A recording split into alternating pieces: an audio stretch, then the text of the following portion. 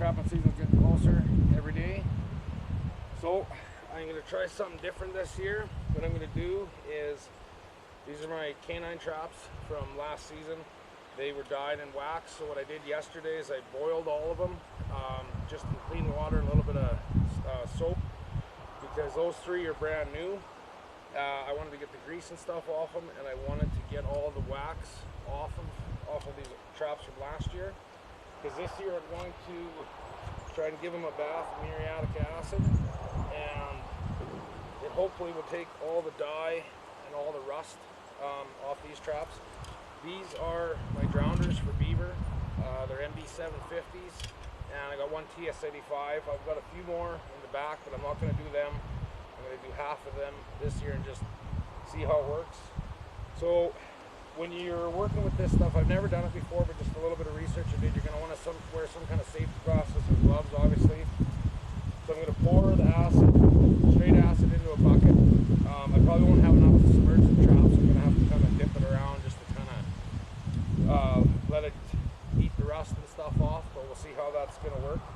And then I will neutralize it. I've got a bucket here with just clean fresh water with baking soda, and it will neutralize the acid. So once I pull it out, I'll let it drip a little bit and neutralize it in there, and then I'll just wash it off after and let them hang for a couple days till they get a nice little surface of rust on them. And then we're going to try and dye them again, and then I'm going to run or dip them in full metal jacket and see how that works. I've never run the full metal jacket, and I've never done it with the acid, so it'll be kind of a little bit of an experiment. So stick with us and we'll see how it's going to work. Okay guys, so we got our clean bucket. We're going to dump this acid in.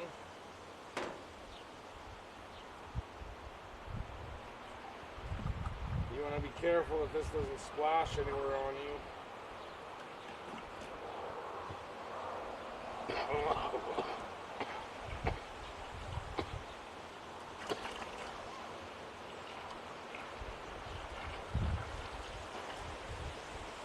Ooh, the wind swirled on me. That's pretty potent stuff.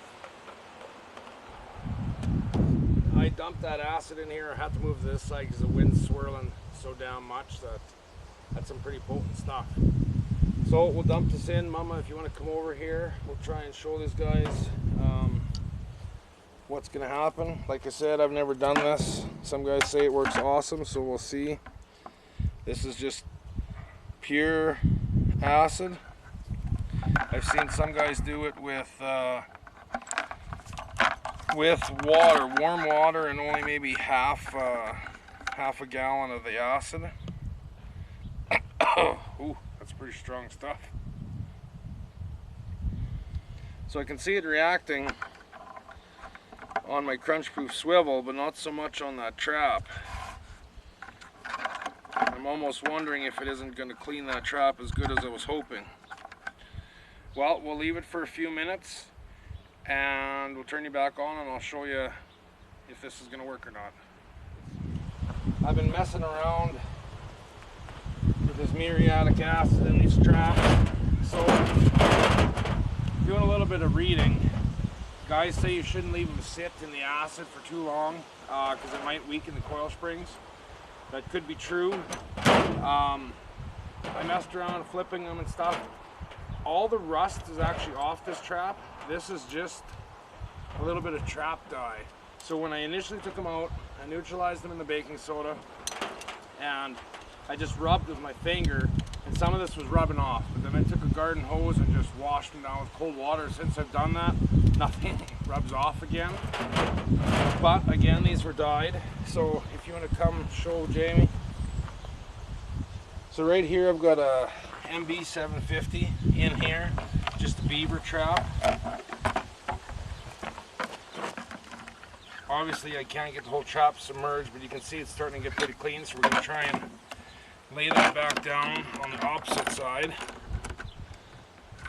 Those are beaver traps, I'm not too worried. And here's my baking soda bath. You can see neutralized. It's pretty clean. There's no rust on it at all. I don't dye these, but cleaned them up pretty nice. So now all I'm going to do is I'm going to hang this outside. We're supposed to get rain here in the next couple days. It won't be a whole bunch, but it should be enough to put a light coating of rust on here and dye them. I'm still kind of on the fence if I'm actually going to dye these or if I'm just going to let them air dry today, put them in the shop, and then tomorrow I'm going to use the Full Metal Jacket on them and just treat them just like they are. So, because they're a little bit different than a canine trap, but we'll see. So, guys, so I'm still kind of monkeying around with these traps. As you can see, this one came fairly clean. I was reading that bottle of Full Metal Jacket. Sorry about the wind. She's pretty windy today. I'm actually, with that Full Metal Jacket, it says it should be ideally done temperatures over 60 degrees, but where I live it's not even getting to 60 degrees anymore. It's, well, mid 50s I guess, so it's pretty close. So we're gonna try it. I must have dyed these before, that's why I've got a little bit on here. It's kind of the same as that, and I know obviously those have been dyed. So I think I'm just gonna run or dip them straight in Full Metal Jacket. So if you want to come here, Mama, you can see all that crap in there. When I put this trap in here, I should have videoed it. It frothed quite a bit. So it's not super clean. So I'll put it in the bath, but we'll take this one out. So I just neutralized it.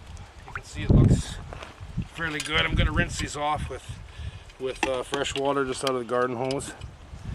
That pan is a little stiff. I might have to adjust that, and then I'll coat them. So I'll show you here when I dump this, or not dump it, but set it in. We'll try and let that drip just a little bit. I moved everything onto the gravel just because of the acid itself.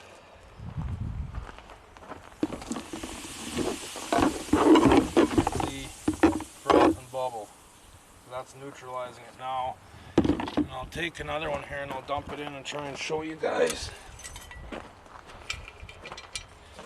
See if it's gonna froth like here. I'll put it this way.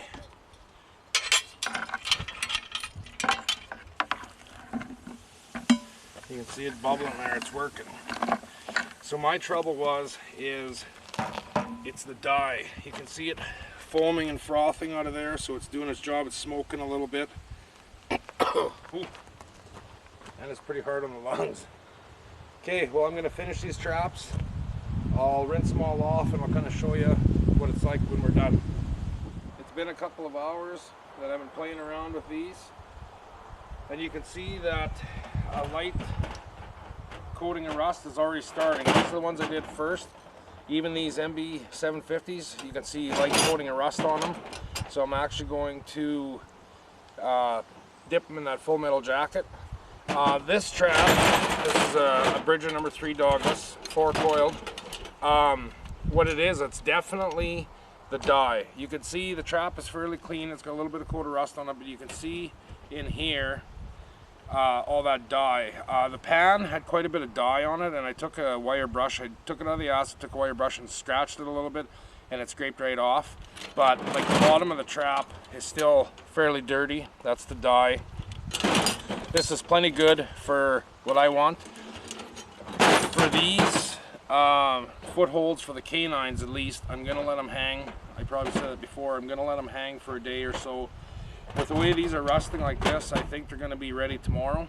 But these I'm definitely gonna dip tonight. And then for the hell of it, I also dipped, or not dipped, but soaked a couple of Belial 220s, and obviously they weren't dyed. You can see how nice and clean they came out. These look like brand new traps. So it worked pretty good. So I'm fairly happy with it. I probably should have did something to try and get some of that dye off, just to have a little bit better product in the end. Like you can see some of that shit on there yet, but oh well, that's okay. I'm happy with this. I think it's gonna rust up okay, and it should dye pretty nice. And we'll try it. Any of the stuff I've researched guys just dip this straight in the full metal jacket. I don't know, I haven't actually ever seen anybody that dyed them and then dipped them, dyed them, dried them, and then dipped them. I kind of like the old school, the dark color of the traps, so that's why I'm gonna try it. With these beaver traps, it isn't gonna matter to me. So, but that'll be for another video, and we'll see how it turns out. Thanks for tuning in, guys.